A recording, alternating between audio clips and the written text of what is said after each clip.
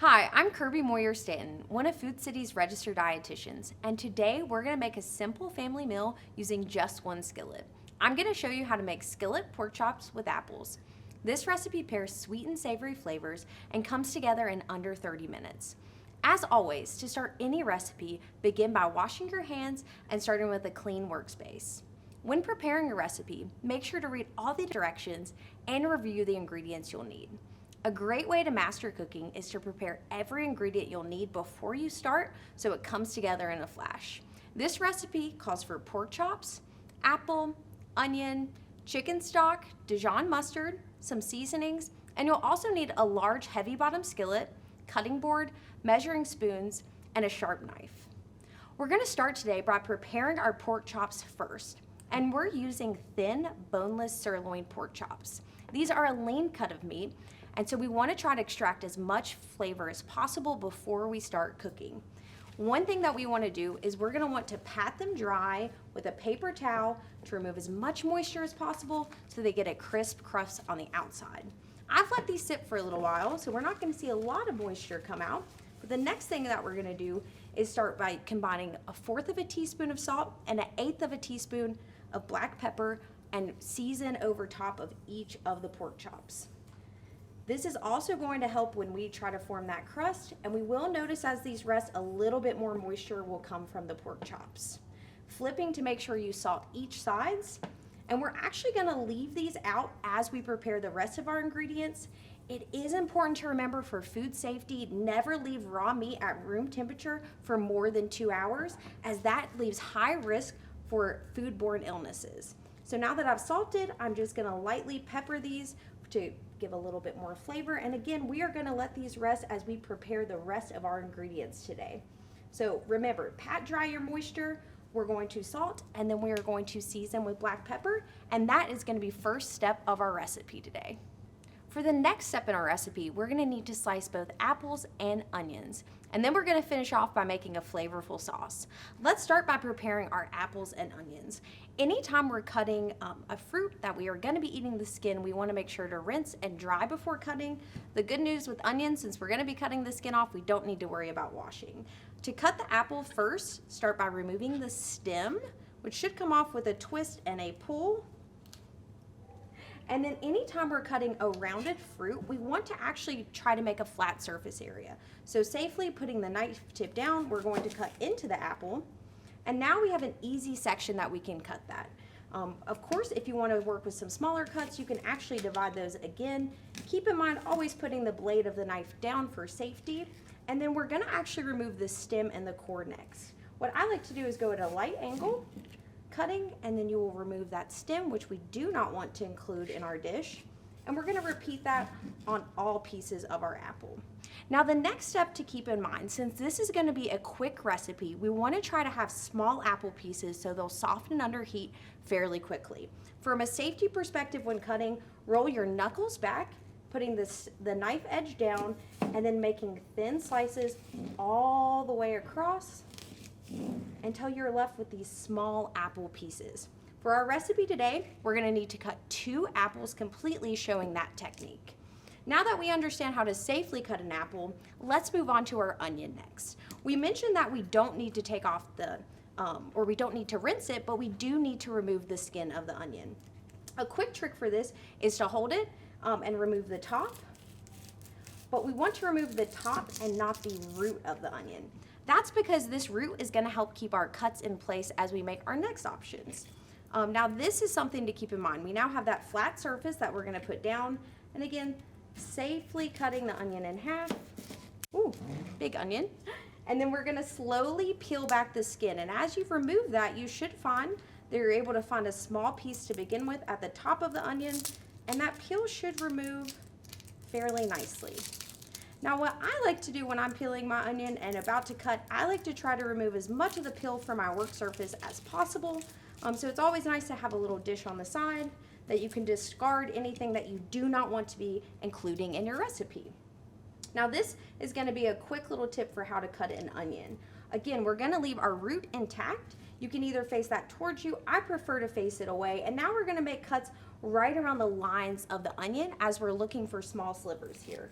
So just taking your knife Again, rolling your knuckles and slowly cutting along the top of the onion.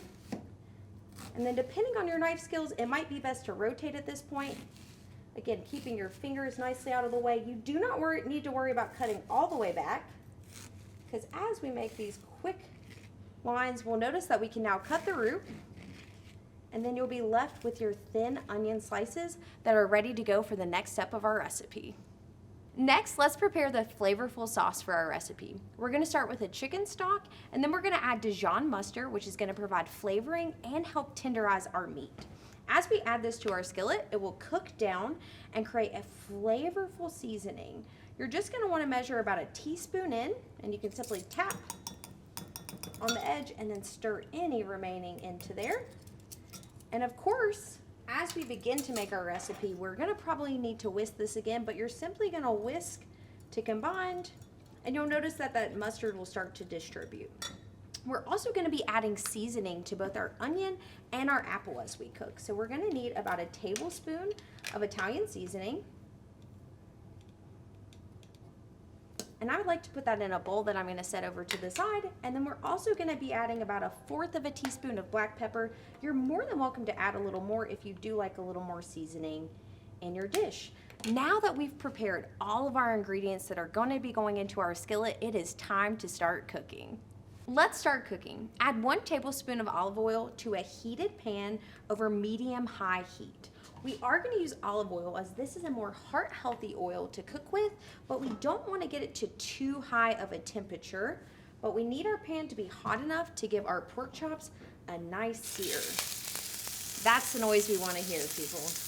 Now, of course, as we place these in the pan, be careful not to touch the bottom of the hot pan, but we also need to give about 1 inch space in between each pork chop so they have enough room to sear properly.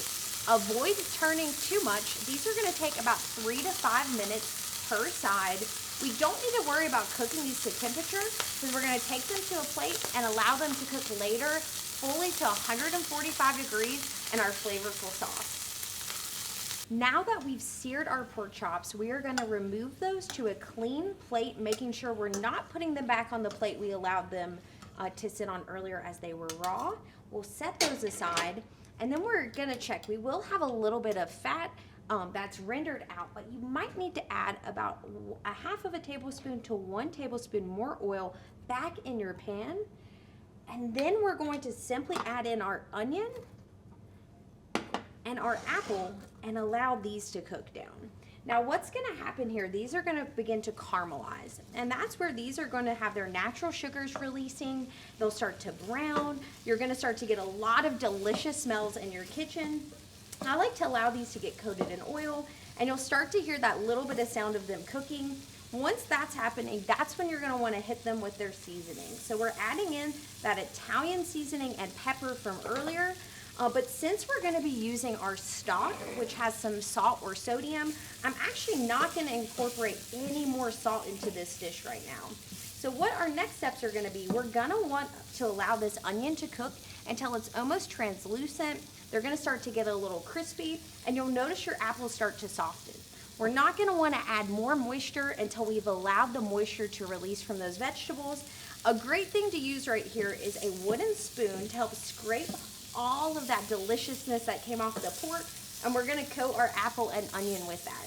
So be patient here. It might take anywhere from 3 to 4 minutes, but we want the moisture to release from our vegetables, maximize flavor before we're gonna add in our sauce, and then we're gonna finish by putting the pork back in the pan. So just a few minutes and we'll check back in on the next step. Now that we've allowed our apple and onion to cook down, we're simply gonna stir that stock and Dijon mustard mixture we made earlier, and we're going to pour into the pan. We do want to avoid bringing this to a boil, but you are going to see a nice simmer start to occur. Again, using that wooden spoon, make sure you scrape down any of the bottom to remove the brown bits, which are going to be filled with flavor here. All right, and now for the next step, we are gonna have quite a bit of moisture left here. So what we're gonna do, we're simply going to slide those pork chops, totally okay if we get a little bit of that rendered fat down in there, back into our pan. And then all that's gonna happen, you're gonna wanna put those down between the apples and the onions, And make sure you're leaving this on a low heat for about 2 to 3 minutes or until your sauce has reduced in half. You are going to want to use a food thermometer here before you serve your pork chops, making sure they've reached 145 degrees.